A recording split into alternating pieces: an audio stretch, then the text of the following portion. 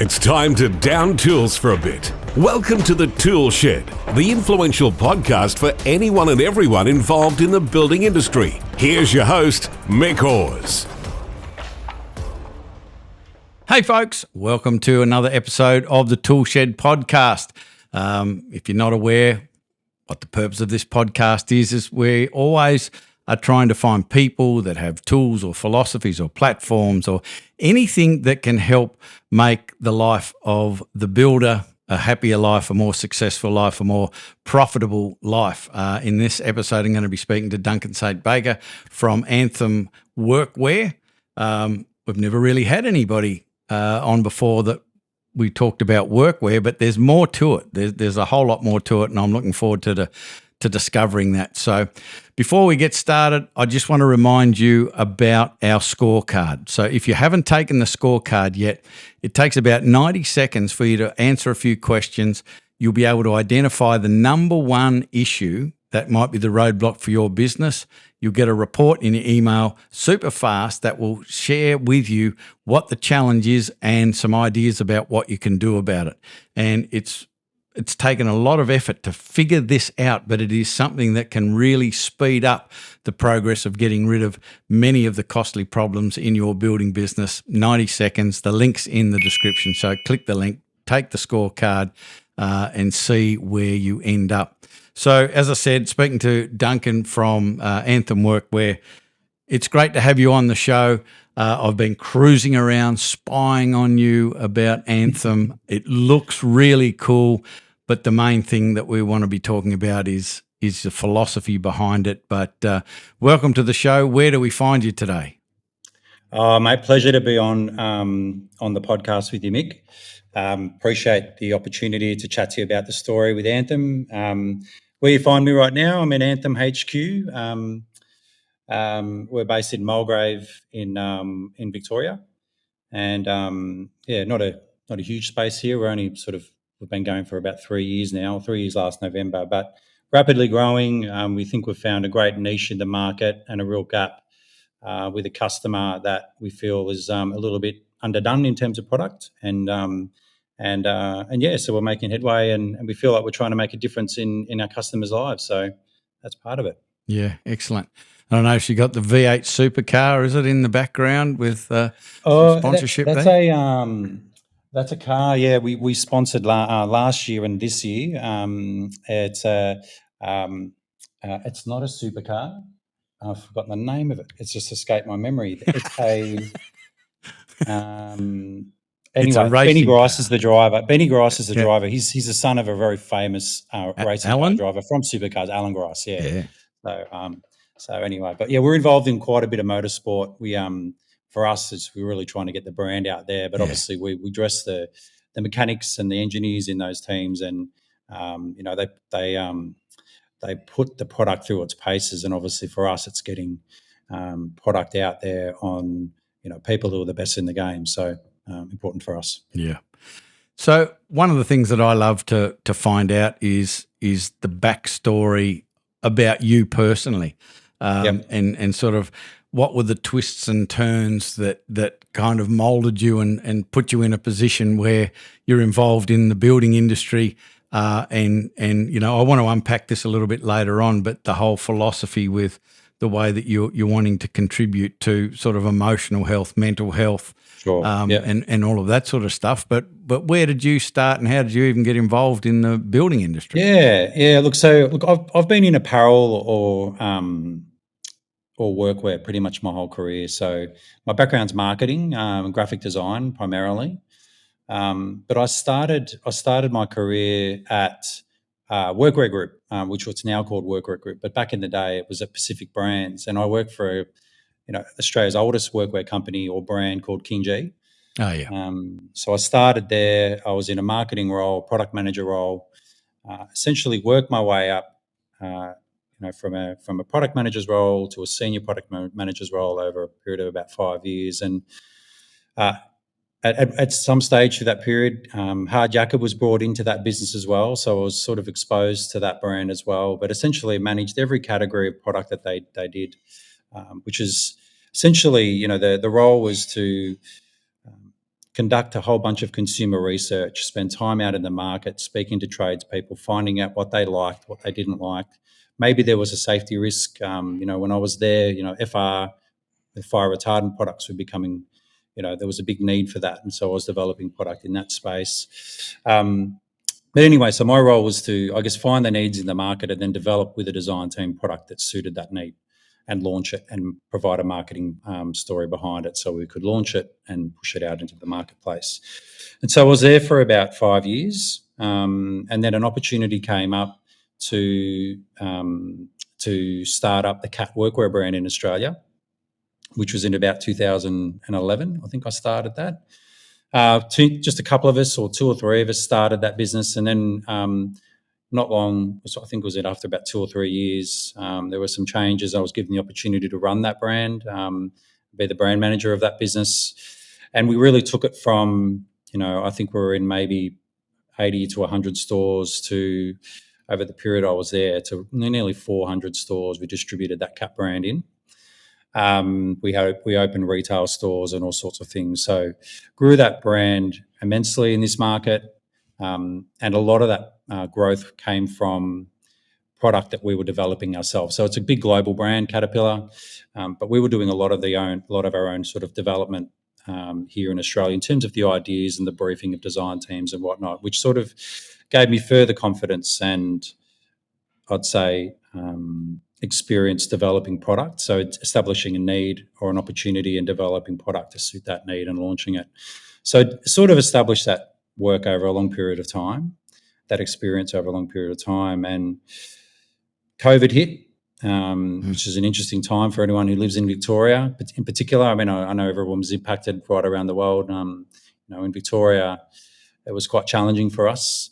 But out of that first lockdown in Victoria, and I was spending a lot of time with my kids and a lot of time at my home pondering what I was going to do. I turned 40, and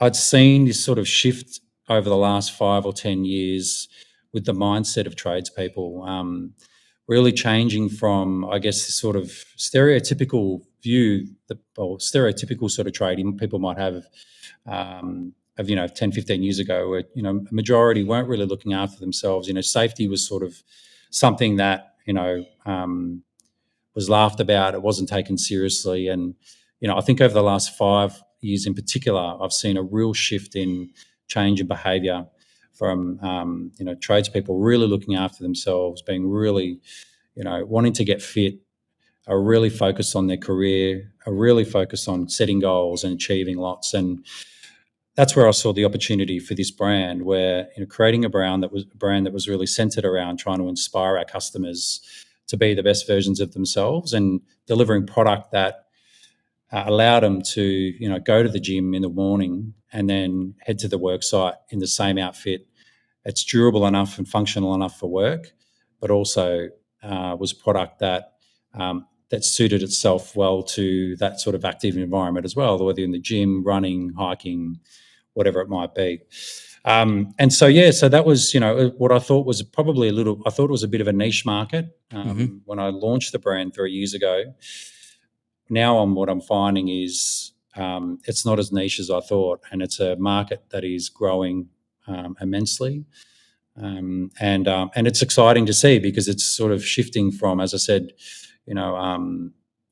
away from, that mentality where, it's not cool to be looking after yourself or wearing PPE or protecting yourself around the workplace. It's definitely focused on more being that, looking after yourself physically, mentally, and all those things. So, where most other brands were trying to, be that brand from the sort of the work site to the pub, or the work site sort of to the weekend, that was where we saw the major point of difference for this brand. Yeah. Just sort of cruising around the website, one of the things that I noticed that you specifically talk about looking after yourself physically, looking after yourself mentally, looking after yourself emotionally. I want to unpack those sort of 3 spaces. But the first one, looking after yourself physically, you kind of touched on it, but you on the website you talk about you're launching Anthem Sessions, which sounds like an opportunity to get into some group fitness and get some guidance in that space. Tell us about that. Well, yeah, so we haven't done any yet, but there is a plan to do those. This year we're planning a number of initiatives where we're going to invite tradies along, male and female tradies, along to these sessions where it's an opportunity to test yourself, get active, but get out there and test your mental strength at the same time. And sort of, I think it's an old philosophy, but when you're feeling good physically and you're looking after yourself physically and you feel fit and strong, and for anyone who has gone off the rails a little bit and become a bit unfit and not sort of looked after themselves as well as they should, and have gone back to training and gotten fit again. I don't know whether you train or not, but the difference you feel when you're physically fit, the impact that it has on your mental health is huge.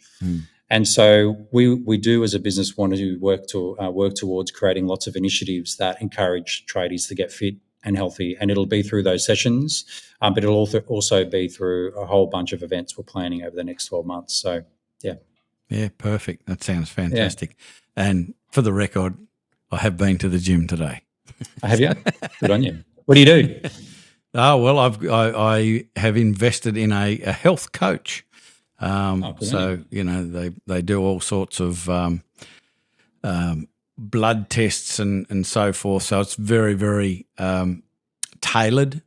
So I've sort of been in spaces where there's generalist information, and I'm sort of 64 next birthday and,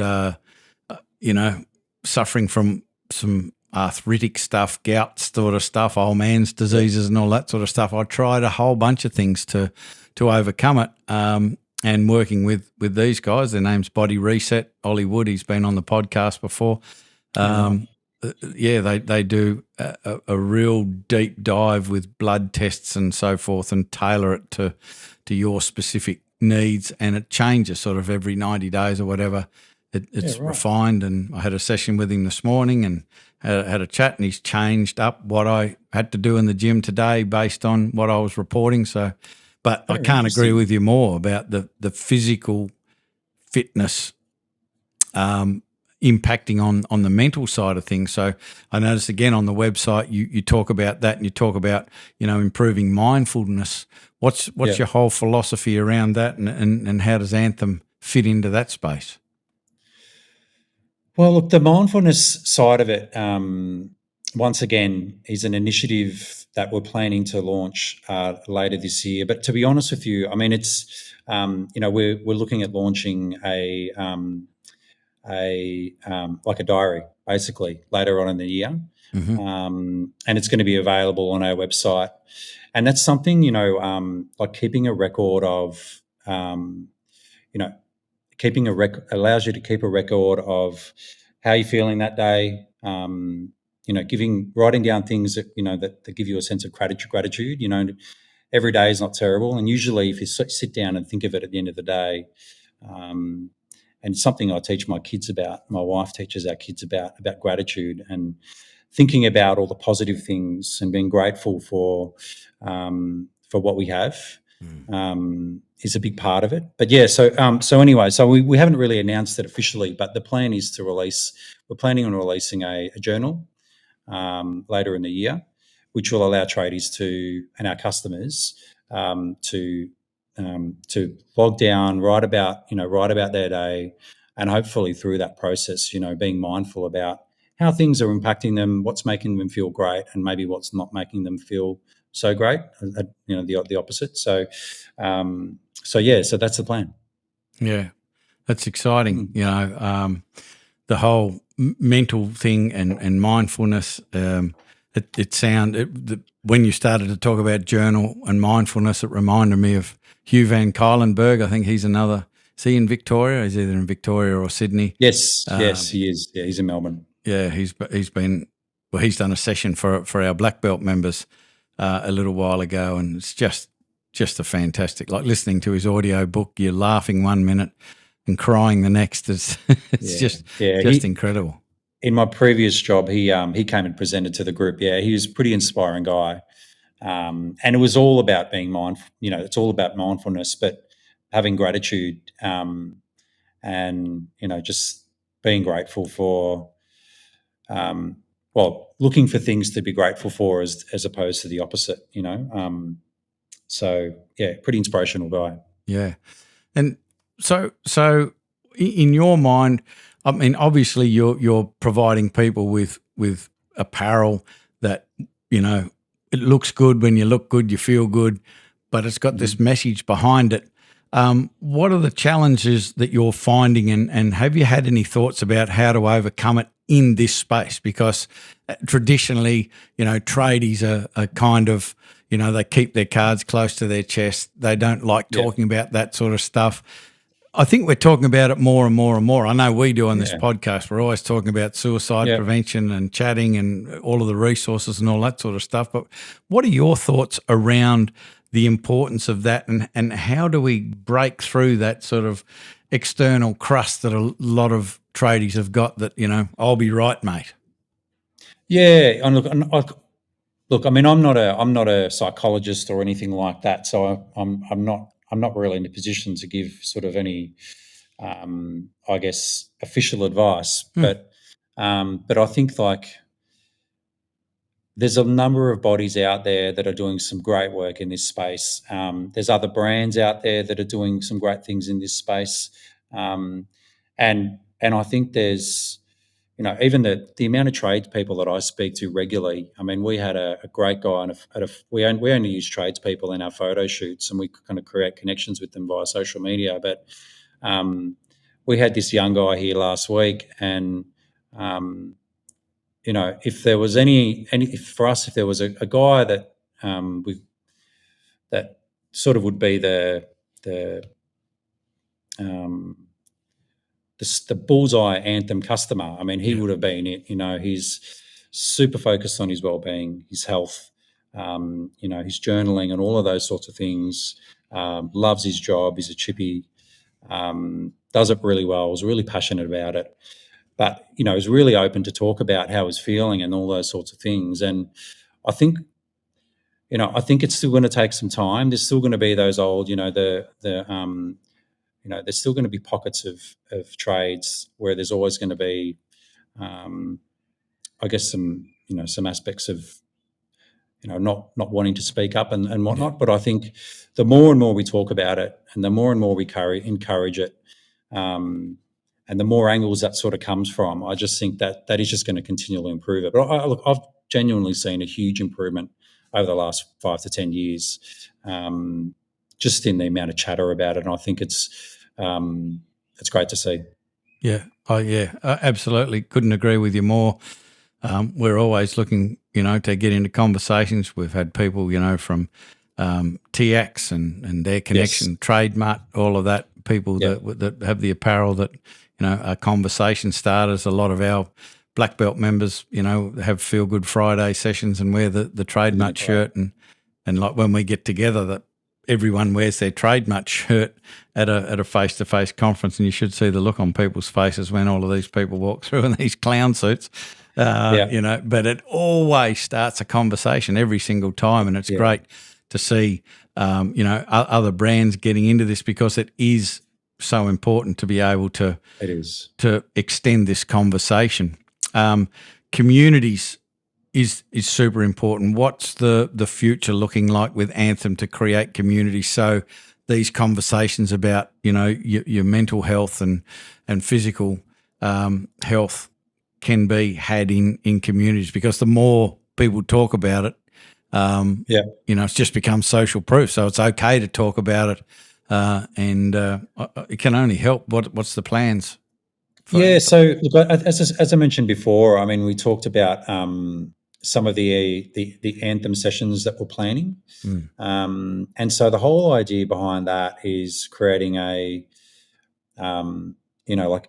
experience that challenges people, pushes them out of their comfort zone, which in that process, which we'll document and we'll take video of. We'll film. We'll take photographs. We'll have photographers following us around on those sessions. And so for those people that aren't necessarily connected to that event there and then,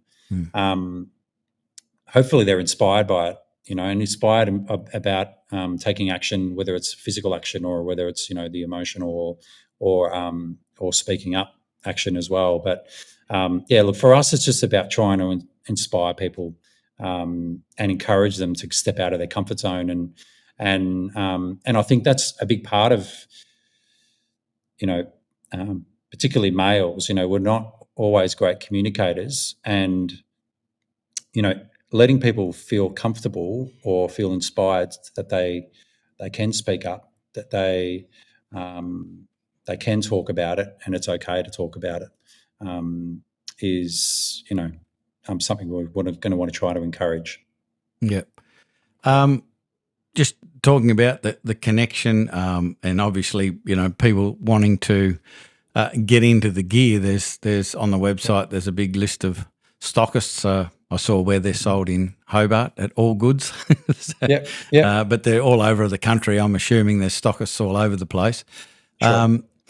But getting back to the whole community thing, is there anything in place yet? Is it something that we need to let people know of later on when it happens to be able to start to come together as a community? So, Facebook group, whatever it might be, to start to build that community for these events. What's the best way for people to stay in contact and be notified of what's happening?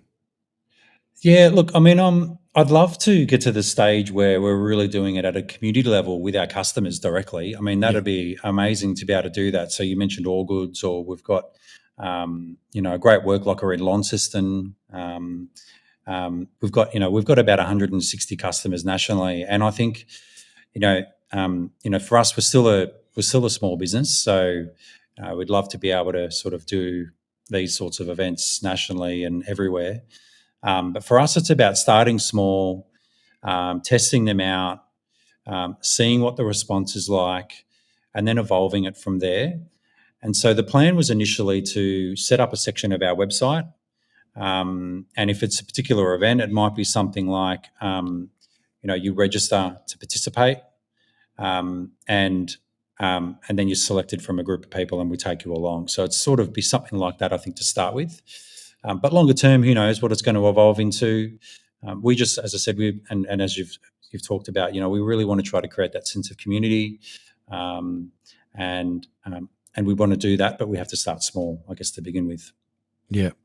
Well, I mean, I think there are so many parallels to what you're doing and wanting to do, and what we're trying to do with Black Belt and the podcast. I think that the pathway forward, when something is about to be launched, it'd be a good reason to get back on the podcast and have a chat about Anthem again.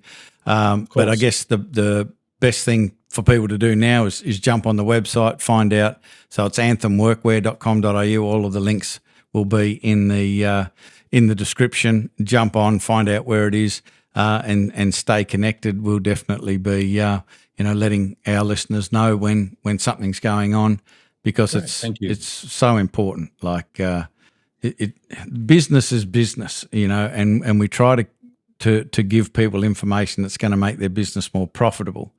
But there's more to it than that, What are you doing it for? What's the purpose? And we've got to stay healthy physically, mentally, and emotionally, as you said. And it's great to know that there are companies out there that are thinking about that. They're not just selling their stuff. It's building communities to address these issues. So it's absolutely exciting. Absolutely. So thank you for being on the podcast. It's been wonderful to meet you. It's been terrific and inspirational finding out that what Anthem's doing, and yet another organisation that really gives a stuff about the people in the building industry, not just selling their stuff, as I said. So it's absolutely fantastic. Love to have you back again when there's some more announcements. Thank you so much, Mick. Appreciate it. Fantastic. Great stuff. Thanks, mate. So there you go. Anthemworkwear.com.au. jump on the website, find out where the stockists are, go and check out the gear, because when you do look good, you feel good, and being supported in that space where, people really do care about the mental and emotional side of things is so important. So I hope that got you thinking and you'll jump out and check it out. Before we go, just one other quick reminder about the scorecard. There's a link in the description. Click the link, go to the scorecard, and in 90 seconds you'll be able to find out what is the one issue that, if addressed, it can eliminate a whole bunch of other issues. So it's a really fast way of eliminating many frustrating and costly things that are happening in your business. Click the link and you'll get some feedback very, very quickly. That's it for this episode. I hope you enjoyed it. I hope you take action. I'm Mick Hawes from Builders Business Black Belt. That is all for now. I am out. Bye for now. You've been listening to the ToolShed. If this podcast struck a chord with you, make sure you spread the word by sharing it with your mates in the building industry. We love your help to make the building industry better for everyone involved.